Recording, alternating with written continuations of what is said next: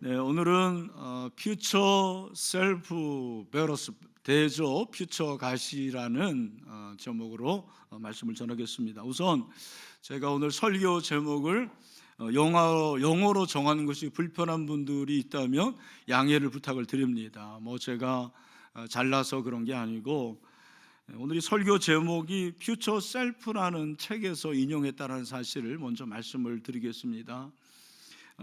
최근에 제가 읽었던 책 중에 가장 감명이 있었고 또 추천하고 싶은 책입니다. 여러분 혹시 자녀들이 있다면 꼭 청소년 이상이면 다 읽을 수 있을 것 같아요. 꼭 선물을 하시면 좋겠습니다. 저도 제 아들에게 선물을 했고 또 우리 사위들에게도 이렇게 선물을 할 계획입니다. 저자가 벤자민 하디인데 이분은 선교사를 지망했던 사람인데 자기가 선교사로 나가야 되는데 준비된 게 하나도 없다라는 사실을 깨달은 거예요. 그러면서 저자는 미래의 나와 연결되는 수준이 현재의 삶과 행동의 수준을 결정한다라는 사실을 발견을 해서 중요한 문장이에요. 우리 같이 한번 읽겠습니다. 시작.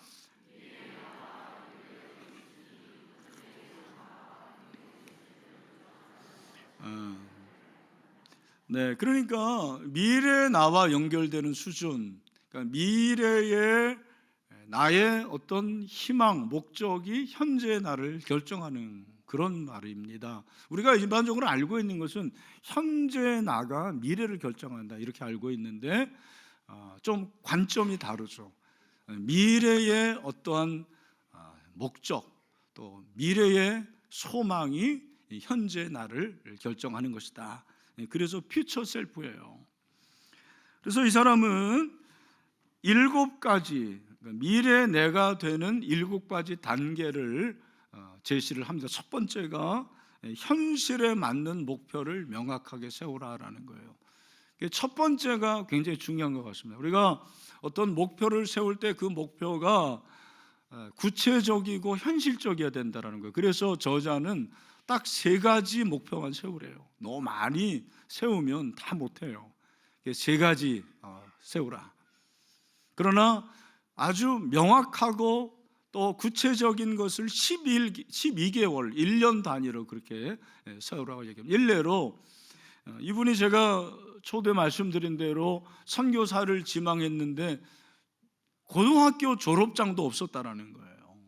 그래서 안 되겠다 하고 이분이 이제 선교를 갔다 오고 선교사로 사명을 감당하고 2010년도에 3가지 목표를 세웁니다. 첫 번째가 결혼하는 거, 두 번째가 대학을 졸업하는 거, 세 번째가 박사학위 등록하는 거.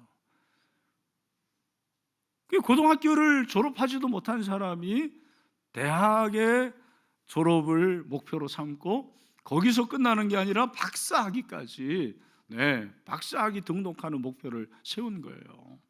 이루어져요. 4년 만에 이루어집니다. 2014년에 또 다른 목표를 세우는데 결혼했으니까 뭐가 필요하겠습니까? 자녀, 그래서 식구 늘리기.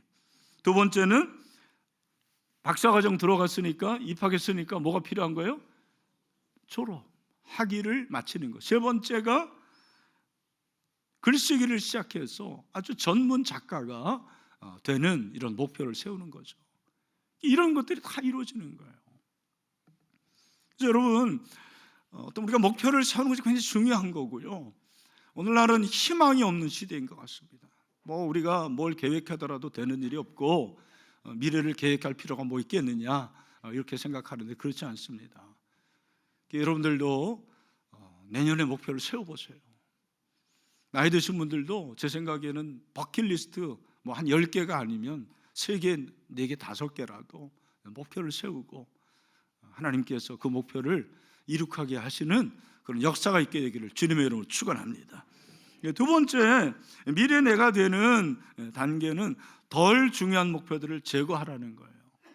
우리가 덜 중요한 것에 목숨을 걸어요. 사소한 것에 목숨을 거는데 그렇게 곁가지를 제거하고 덜 중요한 것 제거하라. 세 번째, 필요해서 열망으로, 열망해서 알므로 나가라. 여러분, 우리가 이제 필요한 게 있고 갈망하는 게 있는데 우리가 진정으로 갈망하면 이루어집니다. 그죠? 그런데 그 갈망이 지식의 근본이 돼야 돼요.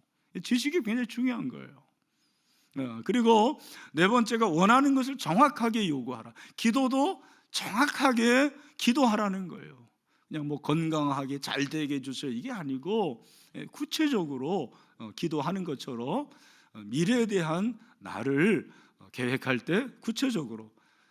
다섯 번째, 미래의 나를 자동화하고 시스템화하라. 이거 이제 제 말로 하면 이건 루틴인 것 같습니다. 우리 인생의 루틴이 너무 중요한 거예요.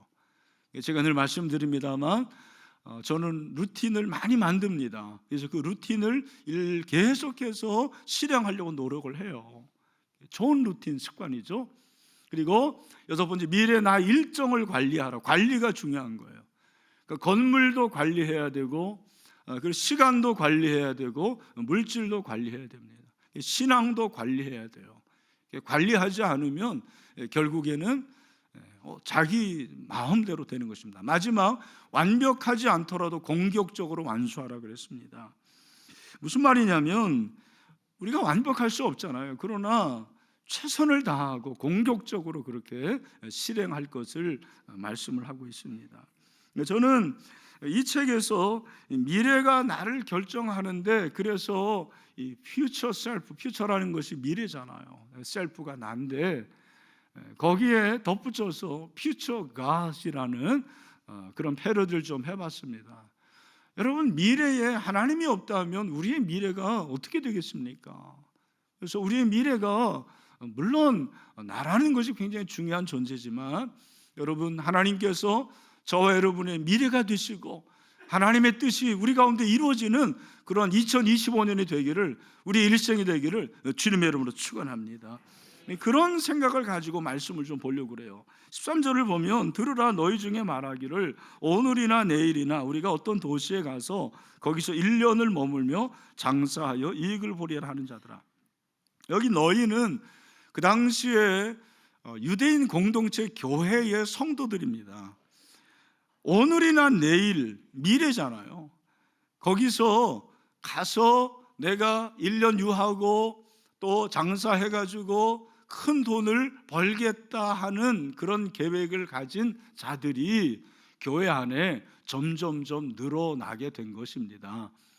그러니까 그 당시에 이제 팔레스타인의 문화적인 배경을 보면 여러분이 아시는 대로 그 중동 지방의 거상들, 대상들이 있었습니다. 큰 상인들이죠. 이들이 낙타의 배라고 하는 그 사막의 배죠. 참, 낙타의 배가 아니고 사막의 배인 낙타를 타고 멀리까지 가서 장사를 하는 거예요. 돈을 많이 버는 거예요. 심지어는 여러분이 믿으실지 모르겠지만 그 중동의 사람들이 어디까지 와요?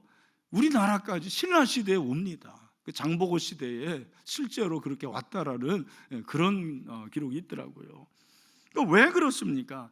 단 하나, 돈 벌기 위함인데 교회 안에, 공동체 안에 사회적 통념이 공동체 안에 들어와서 신자들 중에서도 이렇게 돈 많이 벌면 된다, 성공하면 된다라고 하는 이런 생각을 가진 사람들이 점점 늘어났어요. 그런 신자들에게 지금 인생의 레슨을 하고 있습니다. 13절을 보면 4개의 동사가 나오죠. 그게 뭐냐면 가서 유하며 장사하여 이익을 보리라. 이 4개의 동사의 공통점은 시제가 뭡니까? 다 미래라는 거예요. 미래의 시제입니다. 여기서 미래는 내일이라고 했습니다. 내일의 일은 미래를 말하는 거예요. 야고보는 그냥 장사해서 돈 많이 벌겠다고 하는 계획을 가진 신자들에게 지금 경고하고 있습니다. 너희들이 가서 거기 유하고 장사를 해서 유익을 보려고 할 때 조심해라. 그 계획이 혹시 너의 만족만을 위한 것이 아니냐, 이걸 질문하라는 것입니다. 노골적인 욕망과 세속적인 그러한 계획으로 그런 미래를 꿈꾸고 있는 것은 아닌가, 그렇게 질문을 하라는 것입니다. 그렇다고 야고보가 장사해서 유익을 얻고 그리고 돈을 버는 것 자체를 죄에 있다고 말하지는 않아요. 중요한 것은 그들의 내면이죠. 그들의 생활의 자세, 삶의 태도가 무엇이냐. 돈이 문제가 아니라 삶의 자세가 문제라는 것을 말해주고 있습니다. 14절에서는 뭐라고 합니까? 우리 14절 말씀도 같이 한번 읽겠습니다. 시작. 내일 일을 너희가 알지 못하는도다. 너희 생명이 무엇이냐? 너희는 잠깐 보이다가 없어지는 안개니라. 먼 곳에 가서 1년 동안 머물고 장사해서 돈을 벌겠다라는 그 계획 자체가 나쁜 것이 아니고 어떠한 목적이냐라는 것이 중요한데, 이 미래의 계획은 항상 위험이 따른다라는 거예요. 여러분, 이게 굉장히 중요한 거죠. 실제로 그 거상들이 먼 곳에 가서 장사할 때 강도들이 그렇게 많이 들끓었대요. 왜? 이 사람들이 돈이 많다라는 사실을 알기 때문에 그들을 습격해가지고 다 뺏는 거죠. 심지어는 목숨까지 앗아가는 그런 경우도 있었다고 합니다. 그러면 우리가 미래를 계획할 때의 위험성이 무엇입니까? 오늘 야고보는 그 위험성은 우리가 내일 일을 알지 못한다고 그렇게 말하고 있습니다.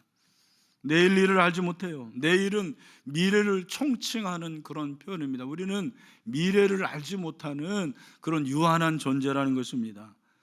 우리의 생명이 잠깐 있다 없어지는 그런 덧없는 존재이기 때문에 내일을 계획하는 것 자체가 나쁜 것은 아니지만 그것이 전부가 아니라고 그렇게 야고보는 말씀을 하고 있습니다. 그래서 인생을 안개라고 말하죠. 안개는 금방 있다 없어지는 거예요. 아침에 그렇게 안개가 자욱하더라도 정오가 되면 싹 없어져. 신기해요. 성경은 인생의 덧없음, 인생의 허무함을 말합니다. 그래서 인생의 허무함을 뭐라고 표현합니까? 시편 102편 11절에서는 내 날이 기울어지는 그림자 같고 내가 풀에 시들어짐 같다. 인생을 그림자라고 얘기합니다. 인생을 풀이라고 합니다. 풀은 시듭니다. 꽃은 다 말라지게 돼 있어요. 우리 인생이 그렇습니다. 욥기 저자도 8장 9절에서 그림자고 그렇게 말하죠. 우리는 아는 것이 없으며 세상에 있는 날이 그림자와 같다. 그렇게 말하고 있습니다. 우리 삶이 사실은 실제가 아니고 그림자라고 욥은 말씀하고 있습니다. 여러분, 그러니까 인간은 언제 죽을지 모르는 존재예요. 내가 그렇게 내일을 계획하지만, 미래를 계획하지만 우리는 언제 이 세상을 떠날지 모르는 그런 존재들입니다. 세월이 굉장히 빨라요. 여러분도 세월이 빠르지 않습니까? 저도 요즘에 세월이 진짜 빠르는 것을 느낍니다. 일주일이 월화, 주일부터 하면 주일, 월화, 수, 목, 금, 토 아닙니까? 근데 주일이 지나면 이제 월화수인데 바로 주일이 오더라고요. 그래서 또 설교해야 돼요. 너무너무 빨라요. 왜 이렇게 빠른지 모르겠습니다. 인생이 덧없어요. 세월이 빠른 것은 인생이 덧없는 것과 마찬가지예요. 맥락을 같이 합니다. 세상의 다른 종교들도 이런 것을 말하는데, 여러분, 기독교와 세상의 종교의 차이가 무엇입니까? 인생의 덧없음은 덧없음으로 끝나는 것이 아니고, 그렇기 때문에 하나님의 주권적 통치가 우리에게 필요한 줄로 믿습니다. 하나님의 주권이 있다라는 거예요. 하나님이 다 모든 것을 주관하고 다스리고 섭리한다라는 것을 성경은 우리에게 말씀하고 있지 않습니까? 인간이 아무리 계획해도, 너희가 그렇게 어느 도시에 가서 1년 동안 머물고 장사하고 많은 유익을 얻으려는 계획이 있더라도 하나님이 허락하지 않으면 너희의 계획이 무슨 소용이 있느냐라고 야고보는 말씀하고 있습니다. 어제 제 선배 목사님이 돌아가셨다라는 소식을 들었습니다. 저는 참고로 대일고등학교 출신입니다. 그분이 1회고 나는 7회예요. 우리 대일고등학교 출신들 중에서 목회자들이 한 70여 명 나왔습니다. 근데 그 중에 그분이 이래요. 대선배예요. 이분은 65세에 조기 은퇴했습니다.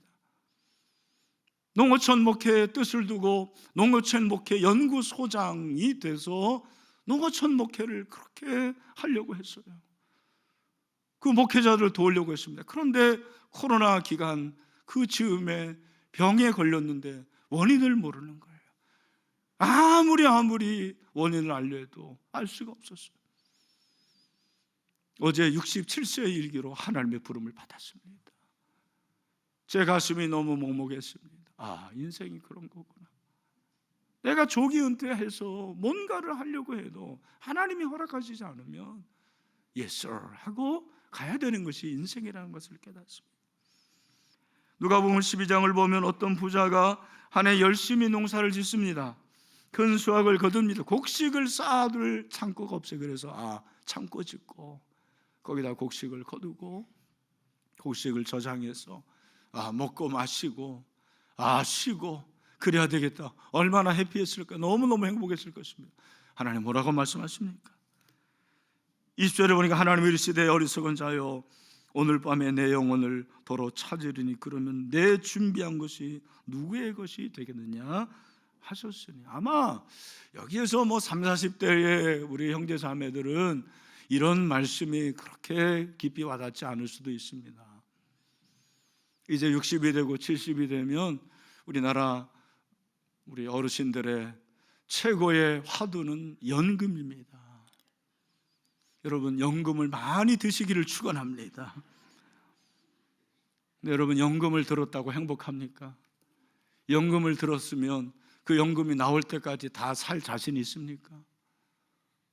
연금을 들지 말라라는 얘기가 아닙니다. 내가 준비해도 하나님이 허락하시지 않으면 우리는 그 연금을 다 쓸 수가 없어요.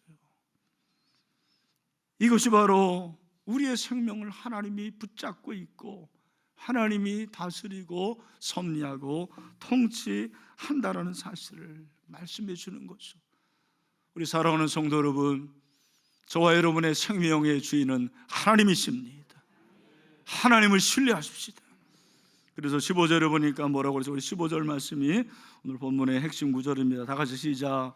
너희가 도리어 말하기를 주의 뜻이면 우리가 살기도 하고 이것이나 저것을 하리라 할 것이거늘. 여기서 오늘 야고보가 말하는 것은 너희가 그렇게 미래의 계획을 세우는 것도 중요하지만 그것보다 더 중요한 것은 주님의 뜻을 아는 것이다. 그렇게 말씀하고 있습니다.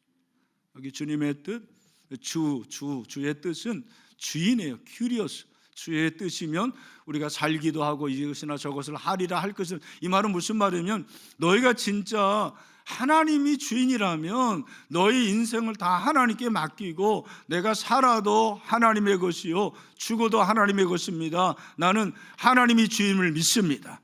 그렇게 살아야 된다라는 거예요. 여러분, 우리가 그렇게 살기를 소원합니다.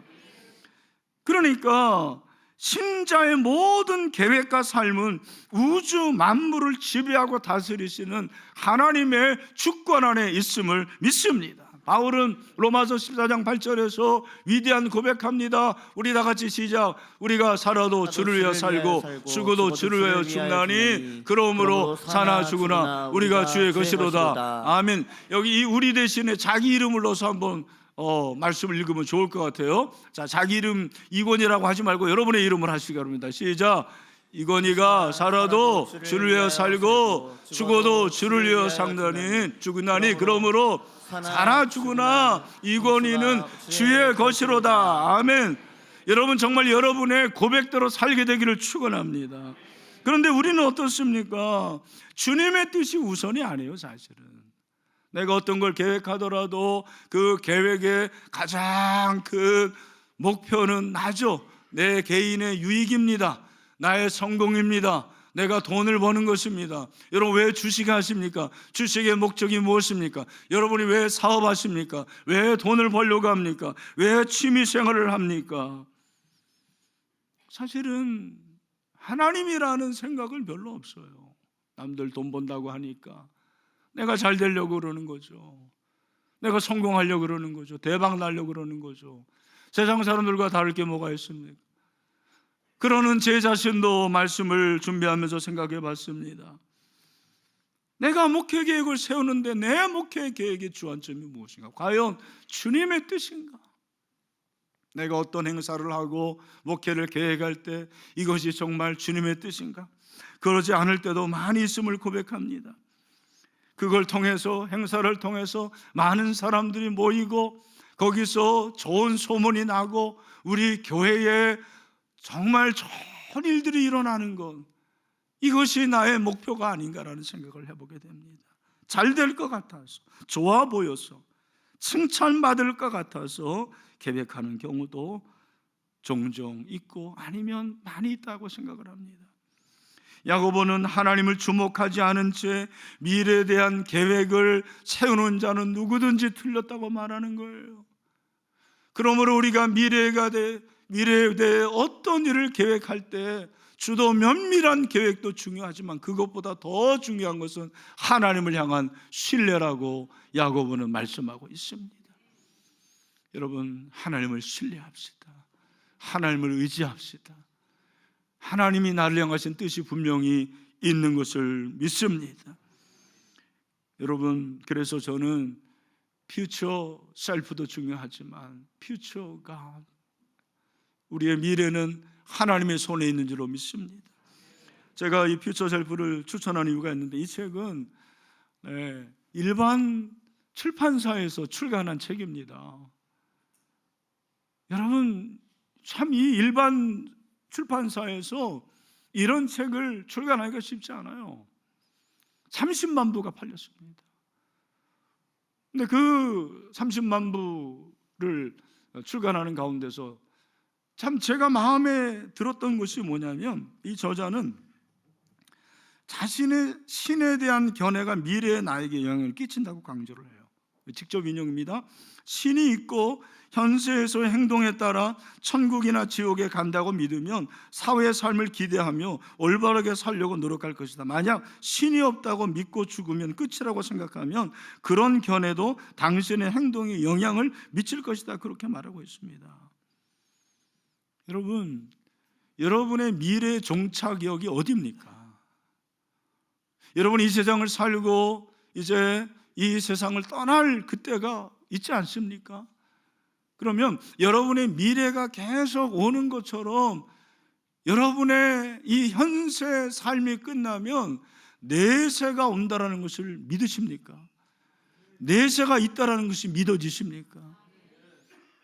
오늘날 교회 안에 내세가 없는 사람들이 너무 많아요. 천국에 대한 확신이 없는 거예요. 여러분, 우리의 인생의 미래의 종착역은 천국입니다. 아무리 미래를 원대하고 멋지고 철저하게 계획하더라도 만약 지옥에 간다면 무슨 소용이 있겠습니까? 우리 사랑하는 새가족들, 천국 가는 거는요 10년, 20년, 30년 믿어야 되는 거 아니에요. 여러분, 7주밖에 믿지 않아도 예수님 믿으면 천국에 갑니다. 천국이 여러분의 종착역이 될 수 있습니다. 저는 여러분들 모두가 천국에 가게 되기를 소망합니다. 천국에서 만나기를 원합니다. 교회는 천국 보내는 곳이에요. 난 그렇게 생각합니다. 그러므로 우리는 주의 뜻을 최우선으로 생각하기를 소망합니다. 먼저 그의 나라와 의를 구해야 됩니다. 예수님이라면 어떻게 하실까? 여러분의 미래를 계획할 때 예수님이라면 어떻게 하실까라는 질문을 하십시오. 마태복음 6장 33절, 우리가 잘 아는 말씀이죠. 뭐라고 그랬습니까? 너희는 먼저 그의 나라와 그 의를 구하라. 그리하면 이 모든 것을 너희에게 더하시리라. 아멘. 우리 미래가 하나님이 보장하는 천국이 있음을 믿읍시다. 그러니까 이걸 자랑하라는 거예요. 세상에 다른 거 자랑하지 말아라. 16절이죠. 이제도 너희가 허탄한 자랑을 하니 그러한 자랑은 나약한 것이라. 이 세상에서 그렇게 떵떵거리고 잘 먹고 잘 살고 성공하고 하나님의 뜻이 없는, 하나님 없는 그런 성공이 무슨 의미가 있냐라는 거예요. 여러분, 인간은 다 교만해요. 저도 교만하고 여러분도 교만합니다.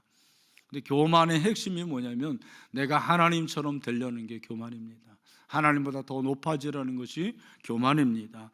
그러니까 하나님의 이름을 빌어서 자기의 어떤 유익을 드러내고 하나님의 이름을 빌어서 자기의 신앙의 어떠함, 신앙의 깊이를 드러내는 것조차도 교만해요, 사실은. 성격만 달라서 그런 거지. 혹시 여러분 마천루의 저주라는 얘기를 아시는지 모르겠지만 기업이 정말 잘 되고 돈 많이 벌면 기업주 중에서 그렇게 높은 빌딩을 세우고 싶다고 그러는 거잖아요. 그 마천루를 세우는 기업들에는 신기하게 망한다라는 그런 저주가 있는 거예요. 최근에도 여러분 우리나라에서 그 마천루를 세운 최고의 건물, 높은 건물을 세운 기업이 자금난으로 지금 어려움을 겪고 있다라는 그런 기사를 저는 읽으면서 아, 이게 중요한 거구나. 건물의 높이가 중요한 게 아니고 인간이 자기가 가지고 있는 돈과 자기가 가지고 있는 권력으로 바벨탑을 쌓으려고 그러는 거예요. 하나님 그거 원하시지 않는 것입니다. 목회도 마찬가지입니다. 목회라 해서 다 하나님께 기뻐하시지 않는 거 아니에요. 기뻐하시는 거 아닙니다. 목회를 통해서 자기 이름을 드러내고 자기 이름을 높이려 하는 것은 마천루를 세우는 것과 무엇이 다르겠습니까? 여러분은 그렇지 않습니까? 여러분의 인생은 그렇지 않습니까? 우리가 자랑할 수 없는 이유가 있습니다. 내가 한 일이 없기 때문에 그렇습니다. 우리가 한 일은 아무것도 없습니다. 모든 것이 하나님의 은혜인 줄로 믿습니다. 하나님의 선물이에요. 내가 지금 호흡하고 숨 쉬는 것이 하나님의 은혜입니다. 내 어깨에 있는 이 먼지마저도 하나님의 은혜요 선물입니다. 건강도 하나님의 선물입니다. 오늘 이 자리에 이렇게 예배하는 것이 하나님의 은혜요 선물입니다. 하나님께 모든 영광을 올려드려야 됩니다. 다윗은 그런 고백을 합니다. 역대상 29장 11절 우리 다 같이 한번 크게 고백합니다. 시작. 여호와여 위대하심과 권능과 영광과 승리와 위엄이 다 주께 속하였으니 천지에 있는 것이 다 주의 것이로소이다. 여호와여 주권도 주께 속하였사오니 주는 높으사 만물의 머리이심이니이다. 아멘. 다윗이 없는 게 뭐가 있었어요? 다 있었습니다. 그런데 이 모든 것은 하나님의 선물입니다. 고백하는 거예요. 내 생명까지도 하나님의 것입니다. 여러분, 토마스 디딜이라는 분은 우리의 자랑은 주님과 주님께서 주신 축복과 주님을 더 잘 알 수 있는 기회들을 가질 수 있는 것이 되어야 한다고 말했어요. 여러분, 돈이 많습니까?